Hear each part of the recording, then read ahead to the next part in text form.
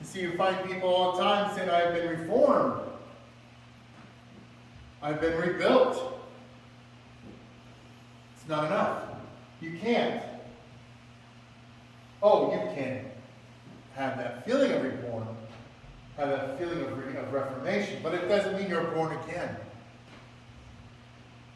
It isn't enough. All of our righteousness in the eyes of God are just filthy rags. As you can see, this is why I wrote the notes. Because, and believe it or not, I just wrote this out. Because it came to me last night that Jesus was trying to tell Nicodemus that there are certain ways that you can take and become born again. But it's not what you think. People think that, well, if I do all these righteous things, I'm righteous. If I do all these great things, I can be born again. Baptism does help, and it is a form of it, of being reborn. But you cannot be reborn without the Holy Spirit giving you new birth. A gentleman had told me one time about this pig.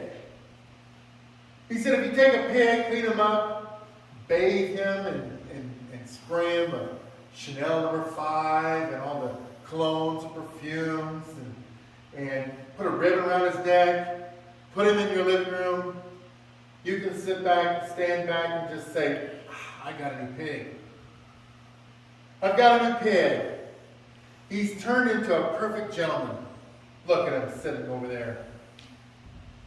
But if you open the door, where does he go? Only his outside has been changed. His heart has not been changed. Only his outside has been changed. You see, inside, he is still the same. That's the way it is with some of us. Sometimes we've been changed, some on the outside, just to satisfy and conform to certain standards, social circles. Things that are expected of us in church. But nothing inside has changed. See, that's what Jesus was trying to say.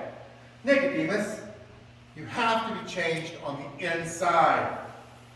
And only the Holy Spirit can do that. You must be born from above. That's a supernatural act by God. To be born from above. The Holy Spirit convicts you of your sin, and you sin against God. Then the Holy Spirit regenerates you. That's being born again.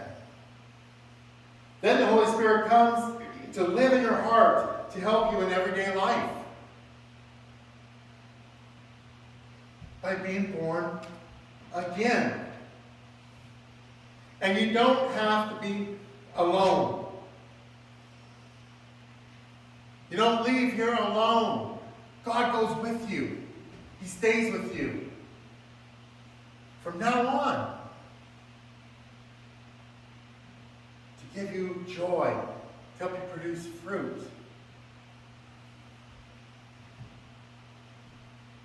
You can't reform. You can't imitate. We find oftentimes people imitate. They put on a show. We see it on TV all the time. They put on these shows. Look at me.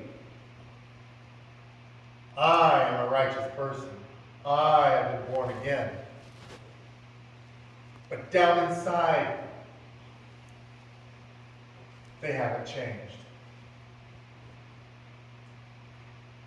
You have to come to the foot of the cross in order to be born again. To be born again, Ezekiel 36 says, it's a new heart and a new spirit. Paul says it's being alive from the dead. 1 Corinthians, he says it's a new creation. Old things have died. New things become new.